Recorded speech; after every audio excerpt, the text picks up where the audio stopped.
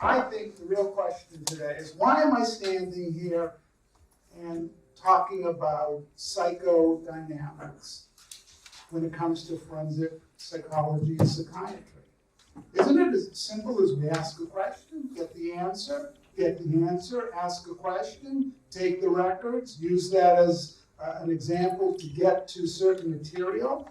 No, I think it's a little more complicated than that. So let me delve into this. Look, I don't have the answer. I've been doing this for 35 years. I've been through many SBs. My style has evolved. I've learned. I'm still learning. I'm going to change today, tomorrow, the next day, the next week. But I want to give you just a slightly different angle and a different way of looking at something we do every day. So the first part we have to think about is this is all about relationships. Obviously, in the interview, the interviewer relating to the interviewee, the applicant. Sometimes it gets complicated when we have an interpreter. What's a good interpreter? What's not a good interpreter? What happens between the interpreter and the evaluator or the evaluatee? Who knows sometimes? And we lose something. Sometimes we lose a lot. Much can be lost in interpretation. We all have attitudes towards insurance companies.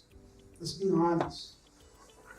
Even applicant and defense attorneys have strong feelings, stronger now, because applicant attorneys are frustrated with the inability to get treatment, and defense attorneys are upset that there's no treatment, so there's more disability and there's more money to be paid out. Wow, it boils down to finances. So, who is the most important person in the valuation room? Good. Because you're the person, you're a tool. You are the canary in the cave. You are the infomaniac. You are the person getting the data. The data, it's not so much the words, oftentimes it's the music. And it boils down to self-awareness. Well, some of us are more self-aware than others, and it just happens through our life experiences. Many of us have been through training. Obviously, the training of the psychiatrist and the psychologist is different. With respect to a psychiatrist, it's very different. Pre-1975, 100% of all residency programs were directed by psychoanalysts.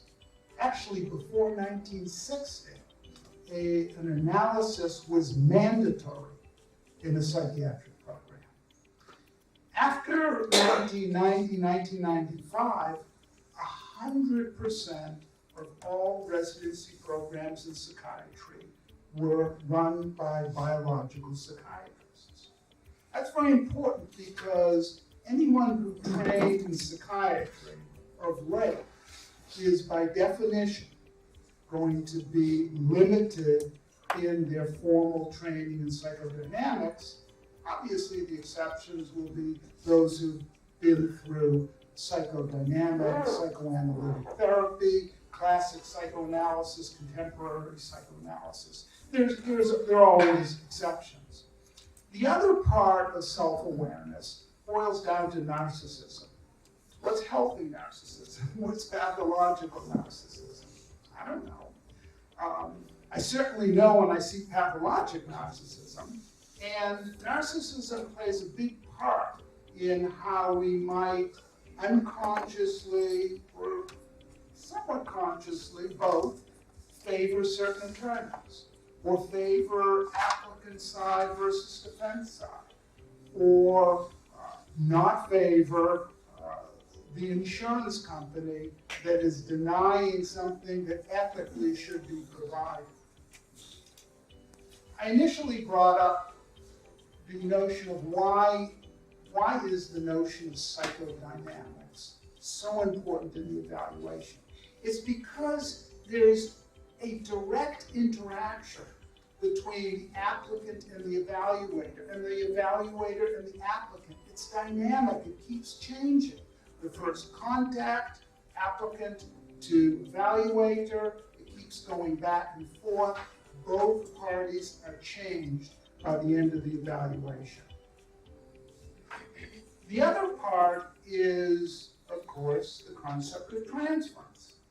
You know, look, sometimes the cop that pulls you over is not your angry father.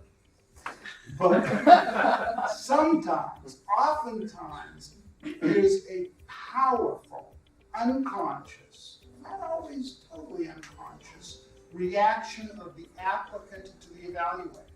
The evaluator is given so much authority. Well, it goes both ways.